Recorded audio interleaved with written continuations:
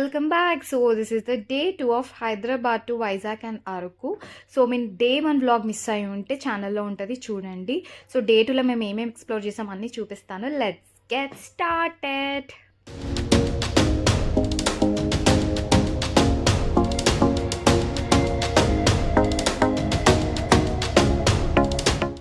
So Vizag నుండి అరకుకి early morning train అయితే book చేసుకున్నాం. అరౌండ్ 6:45కి ట్రైన్ అయితే స్టార్ట్ అవుతుంది. సో ట్రైన్ బుక్ చేసుకోవడానికి మెయిన్ రీజన్ ఏంటంటే మనకి వ్యూ చాలా అంటే చాలా బాగుంటుంది. ఫుల్ టనల్స్ ఉంటాయి, మంచి మౌంటైన్స్, గ్రీనరీ చాలా ఉంటుంది కాబట్టి మేము ట్రైన్ ప్రిఫర్ చేసినాం అనమాట. ట్రైన్ జర్నీ మనకి అరౌండ్ 4 hours ఉంటుంది. మేము 6:45కి ట్రైన్ స్టార్ట్ అవుతే మేము రీచ్ అయ్యే వరకు 11 అయింది. సో కానీ ట్రైన్లో ఎంత ఫన్ ఉండే తెలుసా, మేమైతే ఫుల్ ఎంజాయ్ చేస్తూనే ఉన్నాం, అస్సలు బోర్ కొట్టలేదు. బికాస్ వ్యూ బాగుంది అండ్ మోస్ట్లీ కపుల్స్, కాలేజ్ పిల్లలు వీళ్ళే ఉన్నారనమాట. సో అందుకే మంచిగా టైంపాస్ అయితే అయిపోయింది. వైజాగ్ నుండి అరకు వెళ్ళడానికి విజిటోడోమ్ ట్రైన్ అని ఒకటి ఉంటుంది. అది దొరికిందంటే ఇక లక్కనే అనుకోవాలా. బికాస్ క్రేజీ ఉంటుంది తెలుసా, చాలా మంచిగా వ్యూ కనిపిస్తుంది, మొత్తం గ్లాస్ విండోస్ ఉంటాయి అండ్ చాలా లగ్జరియస్గా కూడా ఉంటుంది. కానీ ఇందులో మనకి రిజర్వేషన్ కావాలంటే మనం అరౌండ్ 2 to 3 months ప్రయారే బుక్ చేసుకోవాలంట. సో మాది ఆల్ ఆఫ్ సడన్ ట్రిప్ కాబట్టి 1 day బిఫోర్ మేము బుక్ చేసుకున్నాం. మేము బుక్ చేసుకుంది కిరండల్ ఎక్స్ప్రెస్. సో మాకు వెయిటింగ్ లిస్ట్ అరౌండ్ 2 to 3 అట్లా ఉండే, బట్ బై లక్ మాకైతే అది కన్ఫర్మ్ అయిపోయింది. వెళ్ళేటప్పుడు వ్యూ మాత్రం ఎంత బాగుండే తెలుసా, నిజంగా అసలు టైమే తెలియలేదు. 4 hours ఉట్టిగానే అయిపోయింది అట్లా మేము వ్యూ చూస్తూ అంత ఎంజాయ్ చేసినాం. ఇప్పుడు మేము బుక్ చేసుకున్న ట్రైన్ కూడా 3 tier అనమాట. సో అందుకే మనకి చుట్టూ గ్లాస్ విండోస్ ఉన్నాయి. సో వ్యూ ఎంజాయ్ చేయగలిగేలా ఉంది. నార్మల్ జనరల్లో వెళ్తే మీకు ఆ ఫీల్ అయితే రాదు. సో మీరు Vizag to Araku view enjoy చేయాలనుకుంటే కంపల్సరీ ట్రైన్ ప్రిఫర్ చేయండి. జనరల్ కాకుండా ఇట్లా 3 tier or 2 tier AC prefer చేసుకుంటే మీకు గ్లాస్ విండోస్ ఉంటాయి కాబట్టి మంచిగా ఎంజాయ్ చేయగలుగుతారు. లేకపోతే మీకు వైజాగ్లో జూమ్ కార్స్ అండ్ బైక్స్ కూడా రెంట్కి ఇస్తారనమాట. సో అది తీసుకొనైనా మీరు రోడ్వేలో అయినా వెళ్ళిపోవచ్చు. రోడ్వేలో వెళ్తే మీరు హ్యాపీగా 3 hours వెళ్ళిపోతారు. కానీ ఎంతైనా మాకు సేఫ్ అంటే ఇది కదా, టనల్స్ అవన్నీ ఎక్స్ప్లోర్ చేయలేము రోడ్వేలో వెళ్తే. సో ఇక్కడ టనల్స్లో వెళ్ళినప్పుడల్లా అరుస్తూనే ఉండే అనమాట కాలేజ్ పిల్లలు అయితే. అండ్ మధ్యలో మనకి బొర్రా కేవ్స్ది స్టేషన్ వస్తుంది. సో యాక్చువల్లీ బొర్రా కేవ్స్ ఎవరైనా వెళ్ళాలనుకునే వాళ్ళు ఇక్కడ దిగిపోతే బెస్ట్. బికాస్ ఇది దాటినాక మనకు అరకు స్టేషన్ ఉంటుంది అనమాట. సో అరకు నుంచి మనం బొర్రా కేవ్స్ వెళ్ళాలంటే చాలా ట్రావెల్ చేయాల్సి వస్తుంది. సో చాలామంది ఎట్లా ప్లాన్ చేసుకుంటారంటే ముందు బొర్రా కేవ్స్ దగ్గర దిగి అది చూసేసి ఆ నుంచి ఏదైనా ప్యాకేజ్ లాగా మాట్లాడుకొని అరకుకి వెళ్తారు. అట్లా కాకుండా మీరు అరకు నుంచి బొర్రా కేవ్స్ ట్రావెల్ చేయాలంటే ఈ క్యాబ్ డ్రైవర్ అయితే చాలా తీసుకుంటారు అనమాట డబ్బులు. మేము అదొక్కటి అనుకున్నాము, ముందే మనం బొర్రా కేవ్స్ చూసుంటే అయిపోతుండే అని అనుకున్నాం మేము. సో ఫైనల్లీ రాగానే ఫస్ట్ మేము ఏమనుకున్నాం, రూమ్స్ అసలు బుక్ చేసుకోలేదన్నమాట. సో అక్కడ 2 to 3 rooms తిరిగి ఏదైనా మంచి రూమ్ అయితే బుక్ చేసుకోవాలని ఫిక్స్ అయినాము.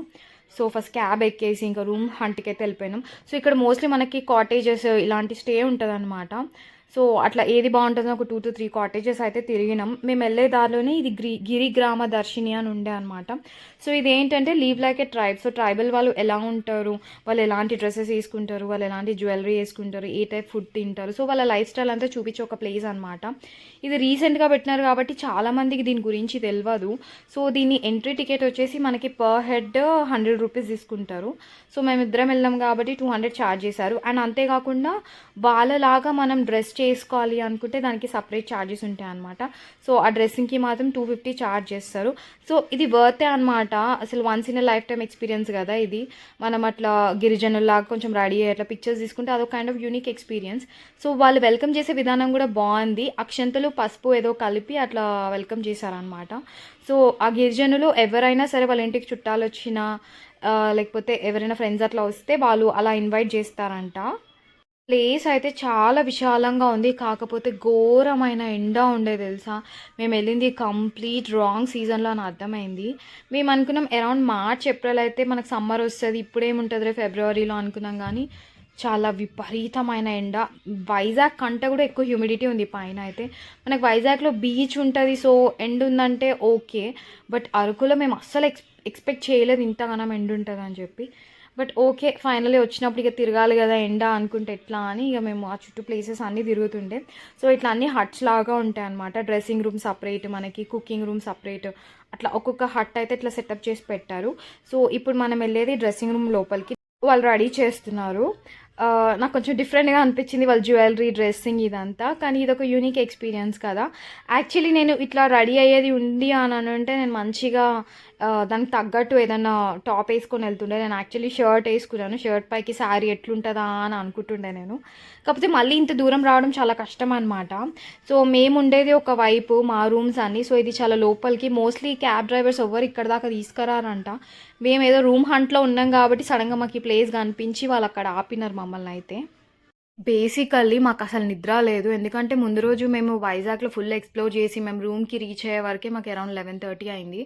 సో మేము ఫ్రెష్ అప్ అయ్యి కొంచెం లైట్‌గా ఫుడ్ తిని పడుకునే వరకు అరౌండ్ 1 ఆర్ 2 అయిందనమాట. మళ్ళీ మార్నింగ్ 5కి లేచి మేము రెడీ అవ్వాలి. సో మార్నింగ్ లేవగలుగుతామో లేదో, మళ్ళీ ట్రైన్ మిస్ అవుతే కష్టం అని చెప్పి ఆ భయానికి కూడా మాకు నిద్ర పట్టలేదనమాట.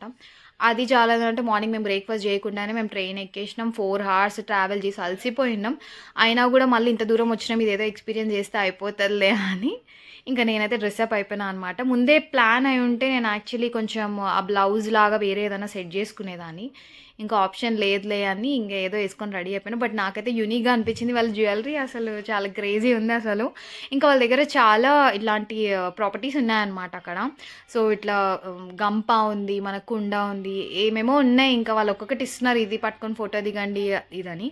ఇక్కడ గిరిజనుల డాన్స్ కూడా చేస్తారంట వాళ్ళు. బట్ మాకు ఆ ఎండకి ఫుడ్ లేక అక్కడ ఒక 10 మినిట్స్ కూడా మేము ఉండలేకపోయినాం బేసికల్లీ. సో ఉన్న కొన్ని ప్రాపర్టీస్తోనే ఫొటోస్ తీసుకున్నాను అనమాట. మీరు ఇక్కడికి వస్తే చాలా ఎక్స్పీరియన్స్ చేయొచ్చు. సో వాళ్ళ కిచెన్ ఎక్స్పీరియన్స్ చేశారంటే మీకు వాళ్ళ కిచెన్లో వాళ్ళు రాగి పిట్టు అని చేస్తారంట. లైవ్లో మీతో వండిపిస్తారు వాళ్ళు కట్టెల పొయ్యి పైన. అది కూడా చాలా బాగుంటుంది. యాక్చువల్లీ ఆ వేడికి కట్టెల పొయ్యి సైడ్ వెళ్ళాలన్నా నాకు భయం అయింది. సో నేను అక్కడంతా ఎక్స్ప్లోర్ చేయలేదు. యాక్చువల్లీ ఈవినింగ్ టైంలో వద్దాం అనుకుంటే వీళ్ళది 4:35 కల్లా క్లోజ్ చేస్తారంట. మాకు అసలు ఛాన్సే దొరకలేదు మళ్ళీ విజిట్ అవ్వడానికి. సో కంప్లీట్ ట్రెడిషనల్ మనకి విలేజ్ స్టైల్లో ఎక్స్ప్లోర్ చేయాలంటే ఇది one of the best place. మీరు కూడా విజిట్ అయిపోండి. సో ఇది మేము ఉండే కాటేజ్ అనమాట. దీన్ని ట్రైబల్ కాటేజెస్ అంటారు. సో ఇది ఎందుకు చూస్ చేసుకున్నామంటే యాక్చువల్లీ ఇట్లా హట్లో ఉండే ఫీలింగ్ వేరుంటుంది కదా, ఇలాంటివి మనకి సిటీలో ఎక్కడ కనిపించవు. సో ఒకరోజు ఉందాంలే, మనకు నచ్చితే ఉందాం, లేకపోతే లైట్ అనుకున్నాం. బికాస్ ఇందులో మనకు లగ్జరీస్ ఏం లేవు. యాక్చువల్లీ మేము ఏసీ రూమ్ కావాలనుకుంటే ఇందులో ఏసీ లేదు. కాకపోతే డ్రైవర్ ఏమన్నాడంటే మీకు మార్నింగ్ ఒక్కటే ఎండ్ ఉంది, కానీ ఈవినింగ్ అయితే ఫుల్ చల్లగా అయిపోతుంది అన్నాడు. సరే మార్నింగ్ ఎట్లాగో తిరుగుతాం కదా అన్నట్టు కూడా ఆ రూమ్ అయితే చూస్ చేసుకున్నాము. సో మేము ఫస్ట్ చాపరాయి దగ్గరకు వచ్చినాం అనమాట. ఈ అమ్మవారు సముద్ర దేవత అనమాట. నాకు ఎగ్జాక్ట్గా పేరు తెలియదు. సో ఫిష్ పైన ఇట్లా అమ్మవారు కూర్చొని ఉండే. సో సముద్రం దగ్గర పనిచేసే వాళ్ళు ఎక్కువ అమ్మవారికి పూజిస్తారంట. అండ్ ఇక్కడ కూడా మనకి ఇలా రెడీ చేసి ఫోటోషూట్స్ అవి ఇవి జరుగుతుండే. సో నేను అనుకున్నా వై నాట్, ఇది కూడా ఒక ట్రయల్ వేద్దాం పదా. 100 రూపీస్ ఛార్జ్ చేశారు. అక్కడ మనకి ట్రైబల్ విలేజ్లో అయితే ఆల్మోస్ట్ 250 తీసుకున్నారు. ఇక్కడ జస్ట్ 100 కదా అని ఇంకా సరే అని చెప్పి 2-3 ఫొటోస్ తీసుకున్నా. అది అయిపోయిన తర్వాత next week came to Araku పైనరీ. ఎంత బాగుంది తెలుసా. Araku పైనరీ is one of the best place to chill out, to hang out with friends. Because will be last in nature. అసలు ఫుల్ అంటే ఫుల్ చెట్లు, పెద్ద పెద్ద చెట్లు. అండ్ మనకు అన్నీ వుడెన్ థీమ్తోనే ఉంటాయి మీకు. సో అక్కడ చిన్న ఒక కెఫే లాగా ఉంది, అది కూడా మనకి వుడ్తోనే చేసినారు. చిన్న బ్రిడ్జ్ లాగా ఉంది, అట్లా మనం ఎక్కి ఫొటోస్ తీసుకోవడానికి. అసలు చాలా అంటే చాలా బాగుండే. జనాలు ఎక్కువ లేరు కాబట్టి ఇంత బాగుందేమో అనిపించింది. జనాలు లేక ప్రశాంతంగా అనిపించింది. జస్ట్ మనకి నేచర్ సౌండ్ వినిపిస్తుంది అనమాట, గాలి సౌండ్, పిట్టల సౌండ్. చాలా పీస్ఫుల్గా అనిపించింది. కానీ మాకు ఎక్కువ టైం స్పెండ్ చేయడానికి లేదు ప్రతి ప్లేస్లో. బికాస్ అన్నీ ఇక్కడ 5కే క్లోజ్ చేస్తారంట. ఎందుకంటే 5 తర్వాత ఫుల్ మంచు, చాలా చల్లగా ఉంటుంది కదా. ఏది ఎక్స్ప్లోర్ చేసినా మనం మార్నింగ్ నుంచి 5 దాకా ఎక్స్ప్లోర్ చేయాలంట. మేము రూమ్కి వచ్చి ఫ్రెష్ అయ్యి బయలుదేరిందే అరౌండ్ 1:30, 2కి బయలుదేరినాం మేము. 2 నుంచి 5 లోపు డే 1 ఆఫ్ కంప్లీట్ అవ్వాలి. ఎందుకంటే మేము 2 డేస్ అరకులో స్టే చేస్తున్నాం. సో వీలైనన్ని ప్లేసెస్ కంప్లీట్ అవ్వాలి అంటే మేము తొందరగా వెళ్ళిపోవాలి కదా. యాక్చువల్లీ నా కజిన్కి అయితే ఈ ప్లేస్లో చాలాసేపు కూర్చోవాలనిపించింది, మంచి చిల్ అవ్వాలనిపించింది. బట్ అవ్వలేదు. అండ్ ఇది మీరు చాలా రీల్స్లో చూస్తుంటారు కదా, ఈ కాలేజ్ సంథింగ్, ఇది గర్ల్స్ హాస్టల్ అంట. చాలామంది పెయింటింగ్ డిఫరెంట్గా ఉంటుందని ఫొటోస్ తీసుకుంటారు. సో మేము వెళ్ళేదారిలో కనిపిస్తే నేను కూడా తీసేసుకున్నా. అండ్ ఇది వచ్చేసి బొటానికల్ గార్డెన్. ప్లేస్ కూడా చాలా బాగుంది. ఇలాంటి ప్లేసెస్లో తిరిగితే అసలు బాడీకి ఫుల్ ఆక్సిజన్ సప్లై. బికాస్ చుట్టూ గ్రీన్ ప్లాంట్సే కదా, అండ్ మంచి కలర్ ఫ్లవర్స్ మన కళ్ళకి చూడడానికి చాలా మంచి అనిపించేట్లాగా ఉండే ఈ ప్లేస్ కూడా. ఇంకా మనం సీజన్లో వస్తే ఇంకా బాగుంటుందంట. యాక్చువల్లీ ఇది మనం వచ్చింది అన్ సీజన్లో కాబట్టి సో కొన్ని ఫ్లవర్స్ అట్లా వాడిపోయి అట్లట్లున్నాయి. కానీ మనం మంచి సీజన్ టైంకి వస్తే కలర్ ఫ్లవర్స్ని అయితే వీళ్ళు మంచి గ్రో చేస్తారంట. అండ్ ఈ బొటానికల్ గార్డెన్లో ఒక క్యాంటీన్ కూడా ఉంది. సో నేను దాని వీడియో తీసుకోవడం అవ్వలేదు. సో ఆ క్యాంటీన్లో ఫుడ్ కూడా చాలా రీజనబుల్ ప్రైజెస్లో ఉన్నాయి. అండ్ టేస్ట్ కూడా బాగుంది. మేము French fries, Maggi and coffee order చేసుకున్నాం. బాగుండే అనమాట. మేము మార్నింగ్ నుంచి అలసిపోయి ఉన్నాం, అసలు ఫుడ్ లేదు, మధ్యాహ్నం లంచ్ కూడా స్కిప్ చేసేసినాం తిరిగి తిరిగి, ఎక్కడ ఏది బంద్ చేస్తారో అని చెప్పి. 5 వరకే కదా ఓపెన్, సో బంద్ చేస్తారేమో అని భయానికి మేము ఫుడ్ దగ్గర ఆగితే టైం వేస్ట్ అవుతుందని ఫుడ్ కూడా తినలేదు. సో ఇక్కడ బొటానికల్ గార్డెన్ దగ్గర చెట్ల మధ్యలో కూర్చొని కొంచెం స్నాక్ అయితే ఎంజాయ్ చేసినాం. సో మీరు కూడా బొటానికల్ గార్డెన్ విజిట్ అవుతే మాత్రం క్యాంటీన్కి విజిట్ అవ్వండి. అండ్ నెక్స్ట్ మేము చాక్లెట్ ఫ్యాక్టరీకి వచ్చేసినాం. సో ఇక్కడ చాక్లెట్ ఫ్యాక్టరీ అండ్ కాఫీ ఇవన్నీ చాలా ఫేమస్ అనమాట. ఎంత బాగుండేది తెలుసా చాక్లెట్ ఫ్యాక్టరీ, చాలా కలర్ఫుల్గా ఉంది.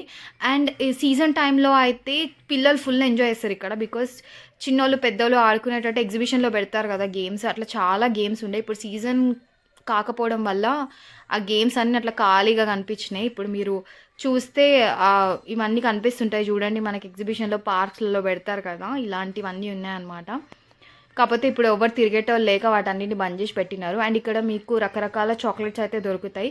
సో ఒక్కొక్క చాక్లెట్ కాస్ట్ వచ్చేసి మనకి 20 రూపీస్ ఉంటుంది మీరు పర్ పీస్ తీసుకోవాలనుకుంటే. అట్లా కాదు బాక్స్ తీసుకోవాలనుకుంటే 395 ఉంటుంది అనమాట. అండ్ ఇక్కడ మనకి షాపింగ్ స్టాల్స్ కూడా ఉన్నాయి, లైక్ ట్రెడిషనల్ ట్రైబల్ జ్యువెలరీ కానీ, ట్రైబల్ బ్యాగ్స్ కానీ, సో వాళ్ళకి సంబంధించిన వస్తువులే ఉన్నాయి ఎక్కువ వరకు. అది కూడా మంచిగానే అనిపించింది. మేము కూడా చిన్న చిన్న బ్యాగ్స్ అట్లా స్మాల్ షాపింగ్ అయితే చేసుకున్నాం. అండ్ ఇట్లా 3D విగ్రహాలు అవన్నీ అక్కడక్కడ పెట్టినారనమాట. ఇక్కడ మాకు almond chocolate and cashew chocolate అయితే చాలా అంటే చాలా నచ్చింది. అది కాకుండా ఇక్కడ మనకి కోకో పౌడర్ కూడా అమ్ముతారు, మీరు హ్యాపీగా కేక్స్లోకి లేకపోతే మిల్క్ షేక్స్కి యాడ్ చేసుకోవచ్చు. అండ్ ఇప్పుడు మీరు చూసేదంతా ఇది చాక్లెట్ మ్యూజియంలో చాక్లెట్ ఎట్లా తయారు చేస్తారు ఏంది అని మెషిన్స్ అన్నీ పెట్టినారనమాట. సో చాక్లెట్ మ్యానుఫ్యాక్చరింగ్ అంతా మీరు ఒక 3D వ్యూలో క్లియర్గా చూడొచ్చు ఆ మెషిన్స్ని చూసి. అండ్ ఇక్కడ ఒక స్క్రీన్ కూడా ఉంది, దానిపైన మనకు చాక్లెట్ హిస్టరీ, ఫస్ట్ చాక్లెట్ ఎవరు ప్రిపేర్ చేశారు అదంతా క్లియర్గా ఉంటుంది. సో మేమైతే ఆల్మండ్ చాక్లెట్స్ తీసుకున్నాం. అండ్ మోర్ ఓవర్ ఇక్కడ మీకు ఎంట్రీ టికెట్ 100 రూపీస్ ఉంటుంది.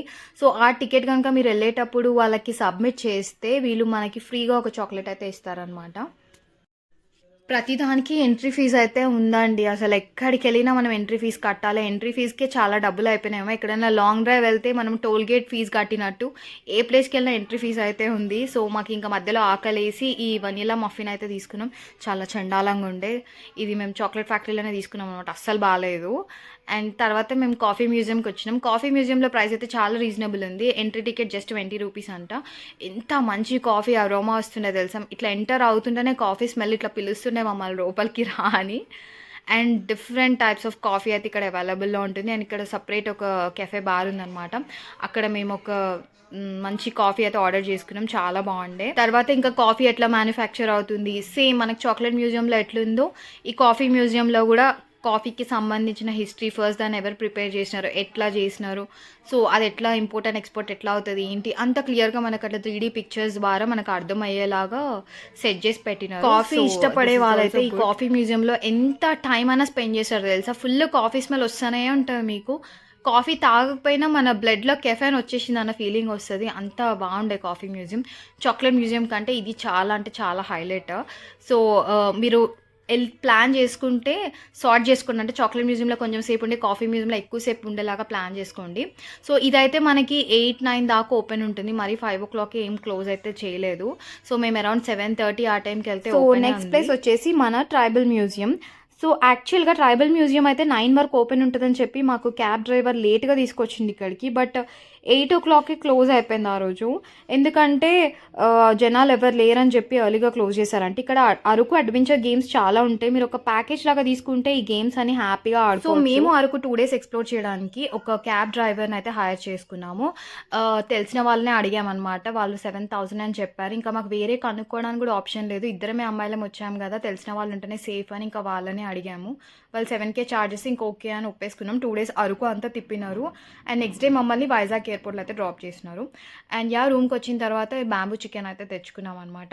సో మేము తెచ్చుకున్న ప్లేస్లో మేబీ బాగాలేదేమో, బ్యాంబూ చికెన్ స్టోర్స్ చాలా ఉంటాయి మీకు అరకులో, బట్ ఇక్కడ మాత్రం టేస్ట్ అంతా బాగాలేదు. బట్ మేము మార్నింగ్ నుంచి అసలు లంచ్ కూడా చేయలేదు కాబట్టి సో అట్లా తిన్నామన్నమాట. ఓకే ఉండే. మేమున్న ట్రైబల్ కాటేజ్లో స్నానం చేయాలంటే గీజర్ ఫెసిలిటీ లేదనమాట. వాళ్ళకి 20 రూపీస్ ఇస్తే మన కట్టెల పొయ్యి పైన నీళ్ళు వెయిట్ చేసి ఇస్తారు. బట్ అది కూడా ఒక యూనిక్ ఎక్స్పీరియన్స్ ఉండే. కట్టెల పొయ్యి పైన వాటర్ కూడా ఒక టైప్ ఆఫ్ అరోమా వస్తుండే అనమాట, స్మోకీ అరోమా, మంచిగా అనిపించింది ఆ నీళ్ళతో స్నానం చేస్తే. అండ్ నైట్ 12 ఆ టైంకి మంచిగా క్యాంప్ ఫైర్ వేసుకొని కూర్చున్నాం. మా పక్కన ఒక కపుల్ పరిచయం అయినారు, సో వాళ్ళతో పాటు కూర్చొని కొంచెంసేపు అన్ని ముచ్చట్లు పెట్టుకున్నాం అనమాట. సో మా Day 2 ఆఫ్ అరకు అయితే ఇట్లా అయింది. సో Day 3 వ్లాగ్తోని మళ్ళీ కలుసుకుందాం, చూస్తూనే ఉండండి. బాయ్.